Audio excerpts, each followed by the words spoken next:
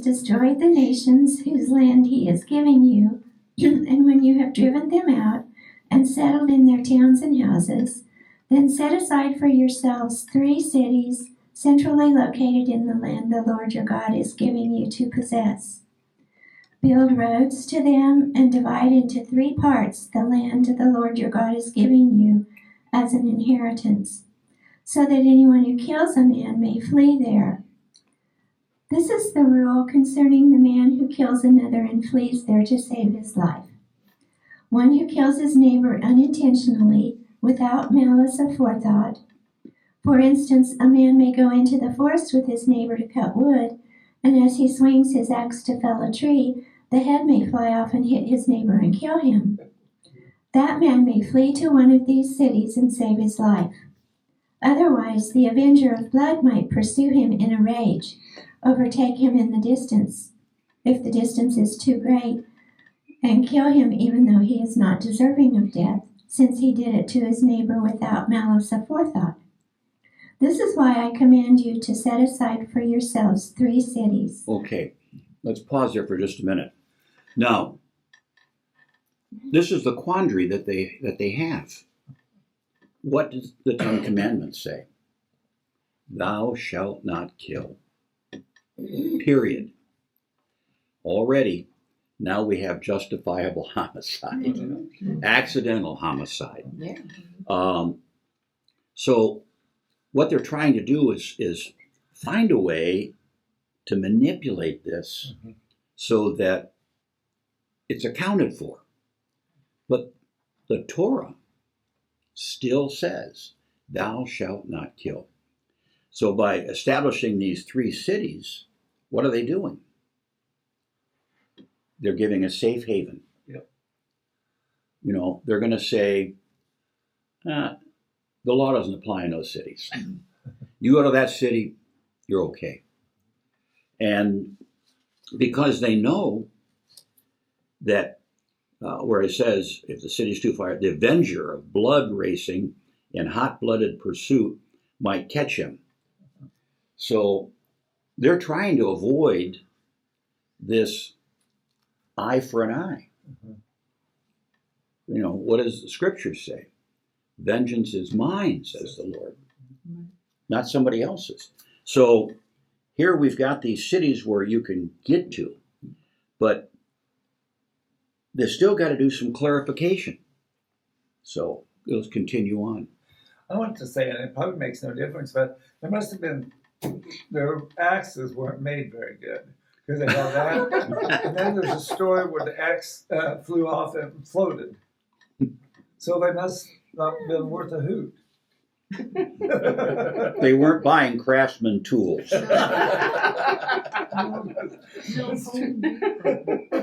Yeah, no Home Depot.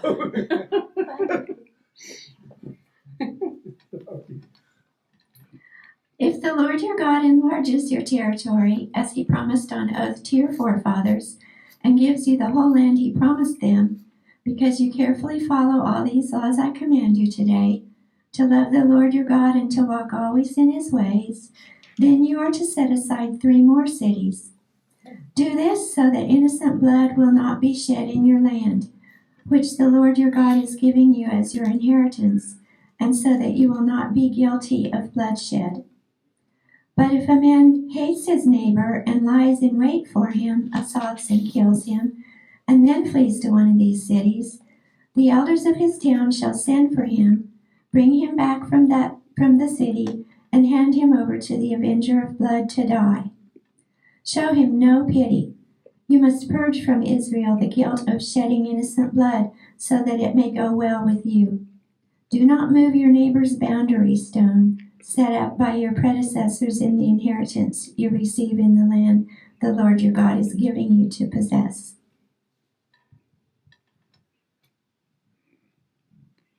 One witness is not enough to convict a man accused of any crime or offense he may have committed.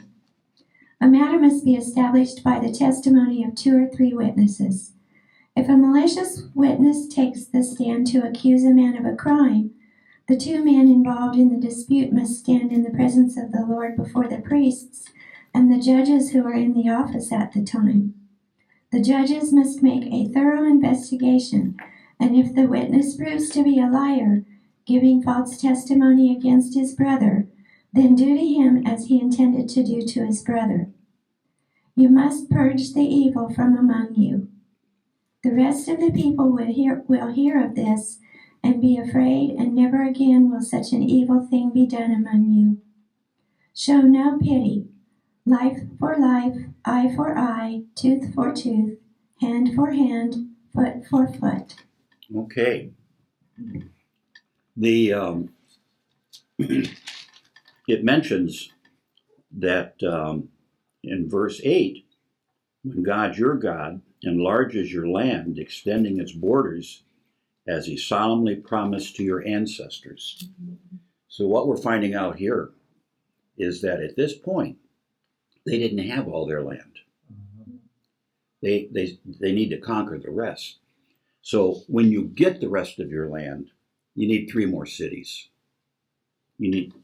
People need to have room. And on the other hand, if a man with a history of hatred towards his neighbor waits an ambush, then jumps him, mauls and kills him, and then runs to one of these cities, that's a different story. Mm. So now we're back to the intent of killing. You can run to that city if it's an accidental death. But if you just jumped out and beat the heck out of someone, that's a different story. The elders of his own city are to send for him and have him brought back. They are to hand him over to the avenger of blood for execution. Don't feel sorry for him. Clean out the pollution of wrongful murders from Israel so that you may be able to live well and breathe clean air. This is kind of what's happening today. You know, that we have people who are doing things and being released immediately. You know, this is on the news all the time. And I honestly don't think it's a political thing one way or the other. I mean, if somebody has a rap sheet as long as your arm, and they then create another crime against humanity, you don't just release them on their own recognizance. I mean, I'm kind of wondering, you know, where do these judges go to law school? Yeah. I mean, if they've done bad, they need to be punished for that. And there was a time that people were. I mean, it's kind of like, you know, in school, if you got a student who does something wrong, you know, what do you do with them? Send them to the principal's office. Sometimes they get expelled. Unless they're the starting quarterback.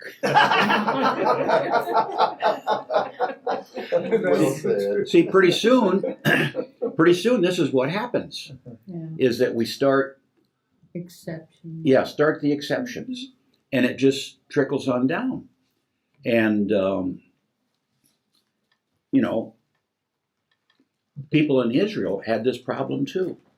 And so they're saying, and now after that section, then we go into real estate law.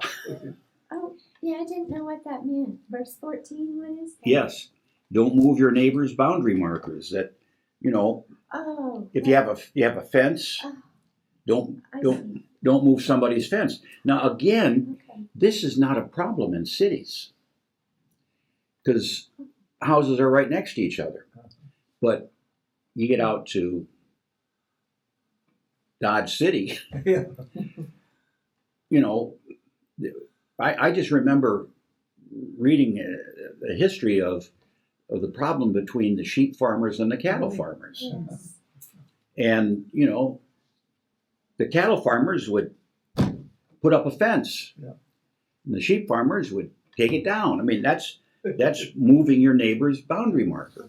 And there was good reason that the cattlemen did not want the sheep on their land because cattle graze, but they don't pluck the whole thing out. Sheep come in and just take everything, roots and all. So if the sheep are on there for a while. And that's why, if you've seen these videos like on YouTube or Facebook where it shows them moving sheep with a sheepdog, and it'll be like what looks like 500 sheep moving down a road, and they'll open a gate and they'll go into another field. The reason they move them is because they don't want them to. Yeah, they'll eat the grass down to a stubble and it's gone. So you've got to keep moving them. That's why sheepdogs were, I want to say invented, or why dogs were trained to do that kind of job. Because if you look at, there was one video, I always got a kick out of it because it shows that this road with fences and these sheep are all kind of packed in, and the sheepdog's at the back. He knows he's got to be to the front. So he jumps on the back of the sheep, and he's jumping from sheep to sheep to get up front so he can say, "We're going this way, guys." But that's why they had to move them. So, here, this is, it says here, the long-standing landmarks set up by your pioneer ancestors defining their property. People had property defined. And but then we move from real estate right into telling false witness against someone. And you cannot convict anyone of a crime or sin on the word of one witness. You need at least 2 or 3. And that's where Jesus in the Gospels, when he says, if one of your brothers has sinned against you, take 2 or 3 and go meet with them. Mm-hmm. That comes out of the Old Testament history. I mean, that's now if someone's on trial, you just need one witness. And if a hostile witness stands to accuse someone of the wrongdoing, then both parties involved in the quarrel must stand in the presence of God before the priests and judges who were in office at the time. And then the judges will conduct a careful investigation. If the witness turns out to be false and has lied, again, bearing false witness. We're back to the Torah. If he's lied, then he gets as the message says, give him the same medicine he intended for the other party. And, don't feel sorry for the person, for it's life for life, eye for eye, tooth for tooth, hand for hand, foot for foot. So, we see kind of an expansion of the commandments. Mm-hmm. That, we've got to make these things work for a new people. Now, let's talk about war. What's it good for? Nothing.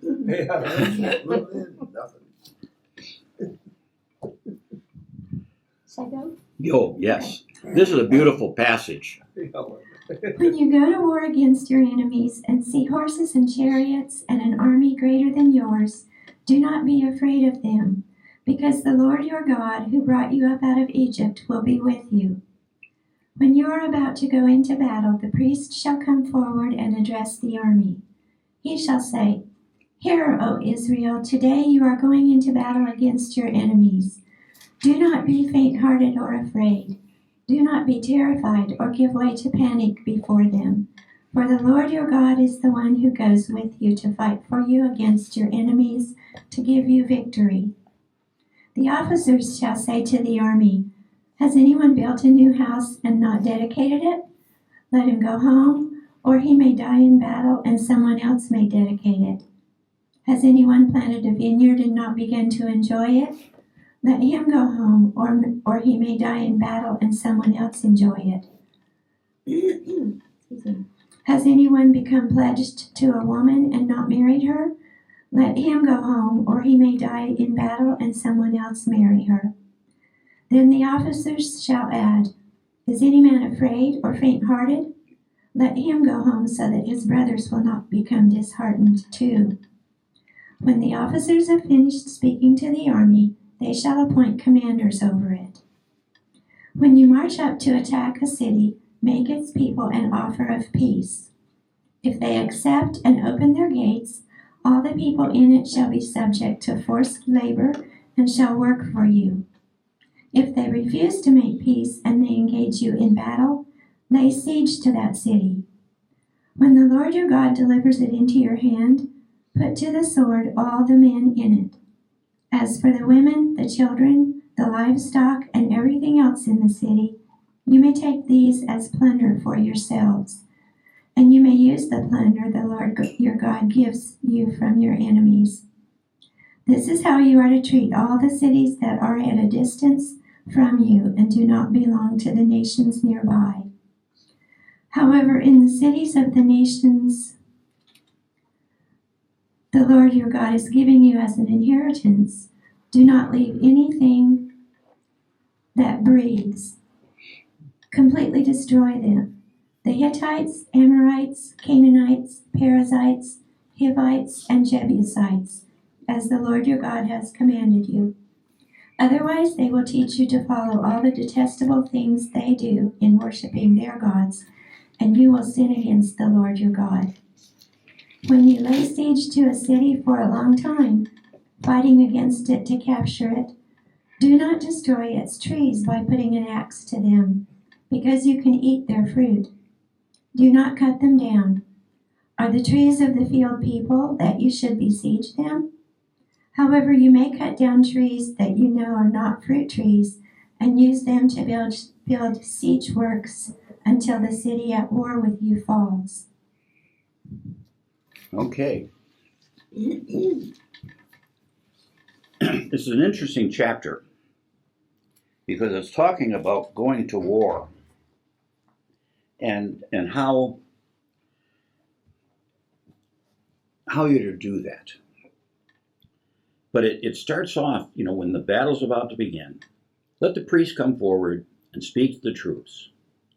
And he says, in a few minutes, you're going to do battle with your enemies. Don't waver in resolve. Don't fear. Don't hesitate. Don't panic. God, your God, is right there with you and fighting. Then we have this section that's added. You might say this is the conscientious objector section. Mm-hmm.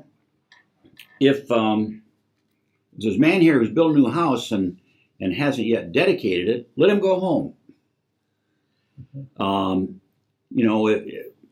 If a man is here who has planted a vineyard but hasn't yet enjoyed the grapes, let him go home too.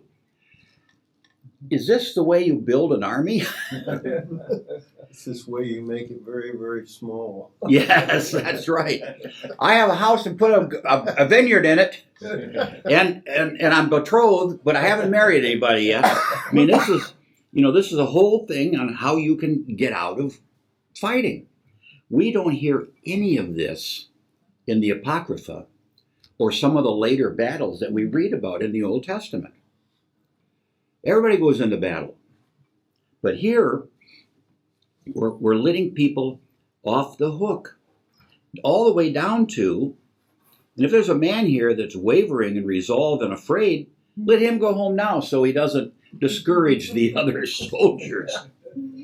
Can you imagine D-Day with Eisenhower saying, if you build a house but you haven't lived in it, don't go. If you have planted some fruit and you haven't harvested yet, you can go home. If you're betrothed to someone, you can go home.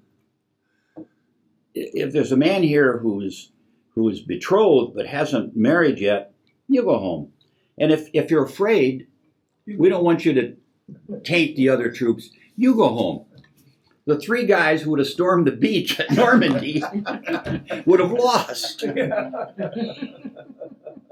I mean, the one we had a member of the church in Dodge City at St. Cornelius who was in a D+1, D-Day +1. He wasn't on the initial first day of D-Day. He was in the second group to go in. Ooh. And I don't think that would be better. no, I mean, it wasn't. But he told us something that, and I love talking to this guy because it was amazing.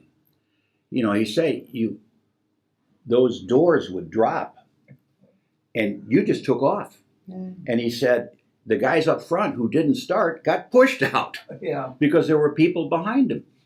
But the one thing he told me that I didn't realize, but it makes sense.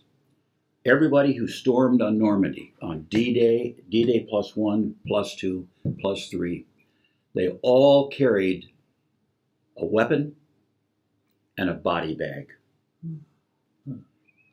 Because they knew that so many of them were going to get killed, they couldn't show up at the beach with enough body bags. So everybody who went down had a body bag. Oh my goodness. And I thought, when they hand you a body bag, do we have to? I have a new house. I've got a vineyard.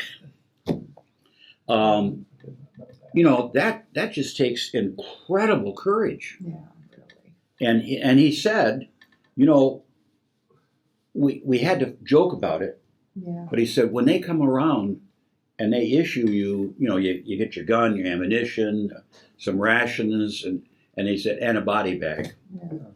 He said, everybody said, well, I hope I don't have to use that. Yeah. Mhm. But a lot of them did. Mhm. And when they went back and got those bodies, they were able to, the body bags were there. Mhm.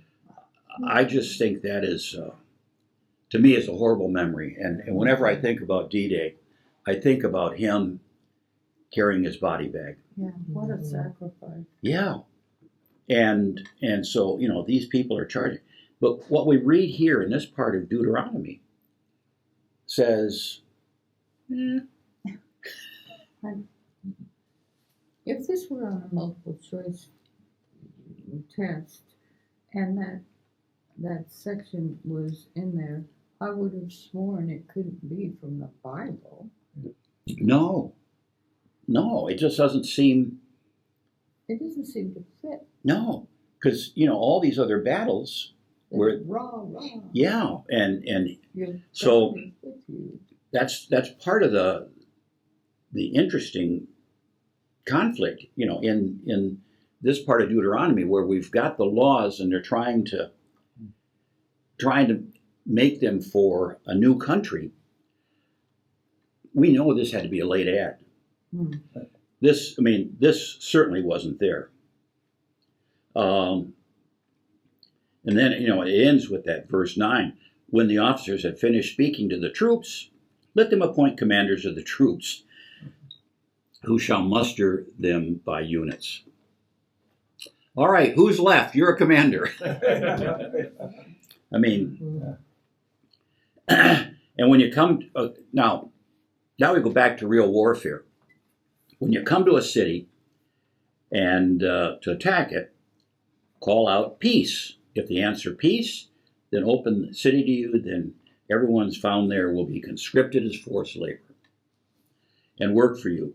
But don't settle for peace and insist on war. We're worried now that that's what some of the Hamas is doing in Gaza. They're screaming peace, but they're still perpetuating war. God, your God, will give them to you. Kill all the men with your swords, but don't kill the women and children and animals. Everything inside the town you can take as plunder for you to use and eat. God, your God, gives it to you. This is the way you deal with the distant towns, the towns that don't belong to the nations at hand.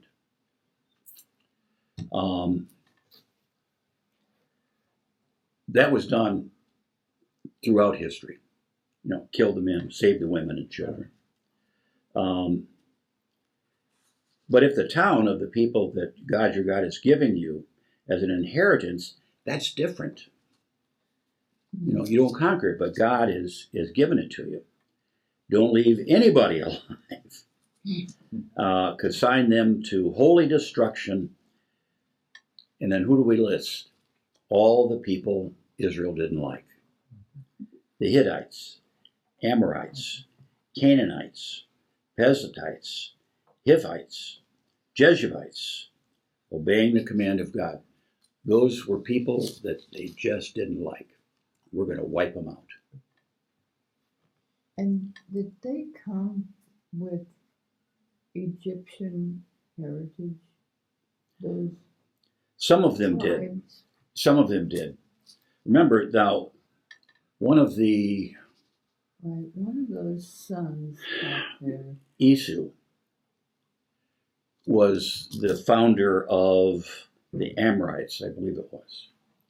And so he had gone off and married an Egyptian woman. And so, they were going to wipe him out. Yeah. So we have, here the Deuteronomist is, laying, here's how we're going to wipe out these people and take care of them.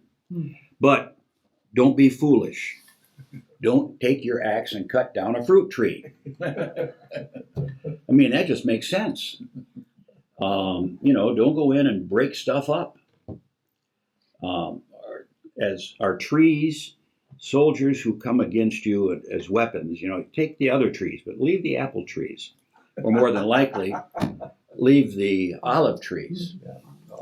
So, all right. We'll continue with 21.